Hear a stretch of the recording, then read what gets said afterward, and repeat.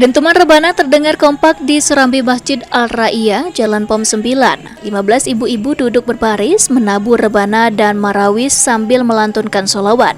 Irama yang menghadirkan suasana religius yang hangat dan memperkuat kebersamaan jamaah dalam setiap kajian Ramadan. Ketua Rebana Emak-Emak Cindo Militan, Rina Sri Haryati mengatakan, selama Ramadan kelompok ini rutin mengisi pesantren Ramadan, tausiah dan kajian agama. Rebana dimaknai sebagai media syiar sekaligus sarana mempererat solidaritas antar anggota. Selain tampil di Masjid Al-Ra'iyah, kelompok ini juga menerima undangan dari sejumlah masjid di Kota Palembang. Latihan rutin dan regenerasi anggota terus dilakukan agar tradisi rebana tetap diminati lintas generasi. Santunan anak yatim, pesantren Ramadan, Ustadz Darus biasanya. Kalau di bulan Ramadan ini kita nampil lebih sering dari hari-hari biasa? Insya Allah ada.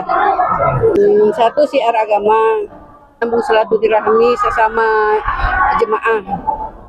Doa juga yang di dalamnya itu terus untuk menyejuk hati juga.